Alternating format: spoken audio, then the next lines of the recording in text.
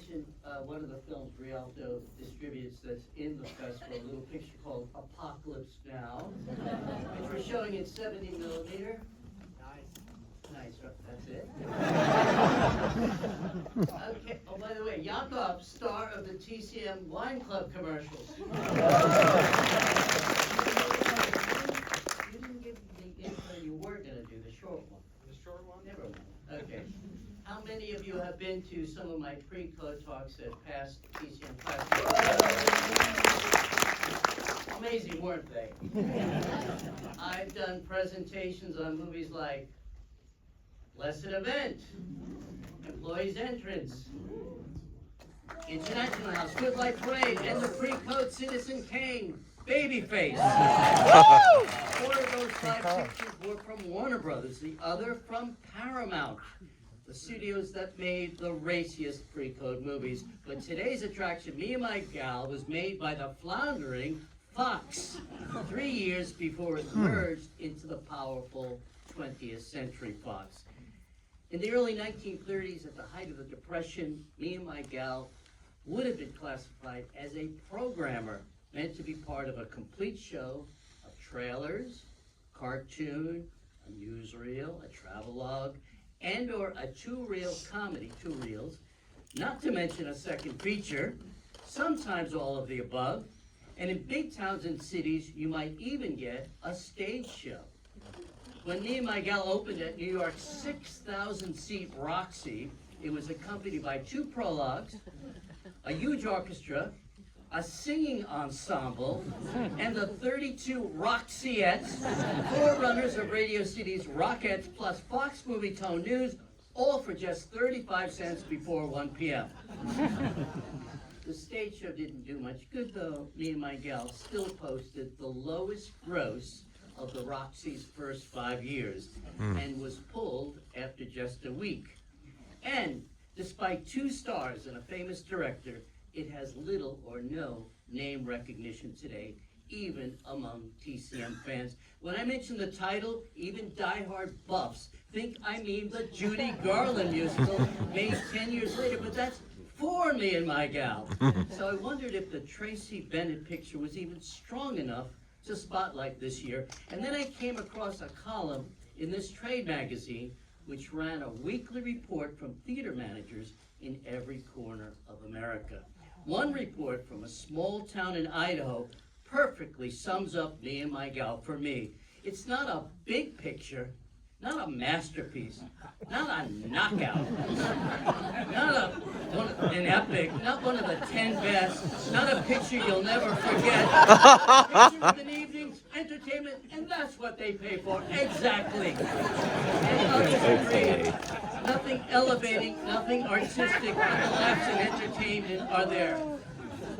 It's rowdy, it's rough, with a straight from the shoulder air about it that makes you like it. Surefire entertainment for the masses. Real ham and egg entertainment. Our customers ate it up. Fox has a good team here. They'll just keep them together. But Fox didn't keep them together. And though the trade ads ballyhooed them as the screen's hottest new romantic team, Variety sneered, the names of Spencer Tracy and Joan Bennett on a marquee will not mean much, if anything. Wow.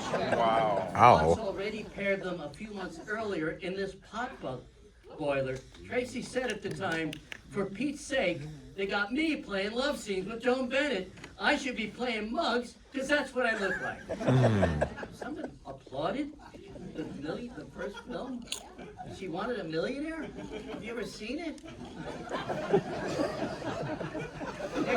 Next year. There's no other audience like this. Tracy and Bennett may not have clicked with the public, but they clicked with each other, both off-screen and on, and they enjoyed being miserable together.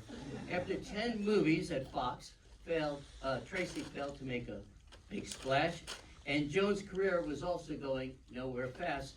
They'd get together at the Brown Derby to commiserate about their lame scripts and lousy directors. Enter Raoul Walsh. He'd been kicking around Hollywood since the early teens, first as an actor. He was John Wilkes Booth in The Birth of a Nation.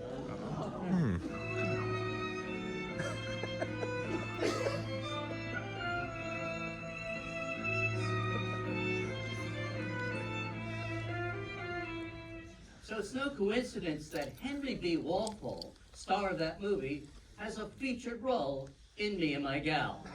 Walsh wound up directing silent classics like The Thief of Baghdad with Douglas Fairbanks and Anna Mae Wong, What Price Glory, and Sadie Thompson doubling as Gloria Swanson's leading man, but his acting career ended after a freak car accident cost him his right eye, catapulting him into the pantheon of one-eyed directors.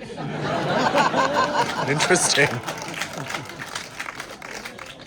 Raoul's brother George Walsh had a much bigger acting career in silence as a kind of low-rent Fairbanks and Valentino. But his career paused with the coming of talkies until Raoul brought him back as a gangster kingpin in today's movie. With Raoul Walsh at the helm of Me and My Gal, both Bennett and Tracy had their most pleasant experience at Fox. Joan would later write, "I wasn't playing one of those simpering idiots for a change." Walsh let Tracy ad-lib and the two stars cracked each other up, ruining take after take. Walsh still managed to make the picture in 19 days, 6-hour schedule, and way under budget. You'll find some other familiar faces, old friends here like the ubiquitous George Chandler as Bennett's horse-faced brother-in-law, ex-boxer Frank Moran, later part of Preston Sturgis' stock company, and the boisterous J. Farrell McDonald, a favorite of both Sturgis and John Ford. And judging from his startling close-ups in Me and My Gal, Walsh loved him too. You should all know Chester Morris. He's not in it. His baby brother Adrian Morris is as Tracy's sidekick, and though he was in scores of movies, Adrian was never better than he is here. There's also a comic drunk who we'll talk about after the movie. The reviews are lukewarm, with a few exceptions. The Los Angeles Examiner called it real entertainment with the highbrow stuff left out. A really highbrow picture that year was MGM's Strange Interlude, released 3 months earlier. It was adapted from Eugene O'Neill's 9-act, 6-hour experimental play. It was famous for its characters speaking their inner thoughts in long soliloquies. And when it reached the screen, heavily censored, the thoughts were dubbed over the actors. How are you, Nina? Yes, I know. I really meant to, right? Wonderful looking as ever. Strong hands like Gordon. Take hold of you, not like Sam's. I'd forgive you anything. I'm so glad to see you again. Come on in. How have you been feeling? I love you. What do I care for anything more? Touch of her skin.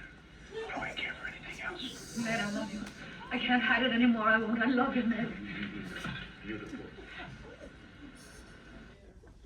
What has Strange Interlude got to do with Me and My Gal? You'll get it soon enough.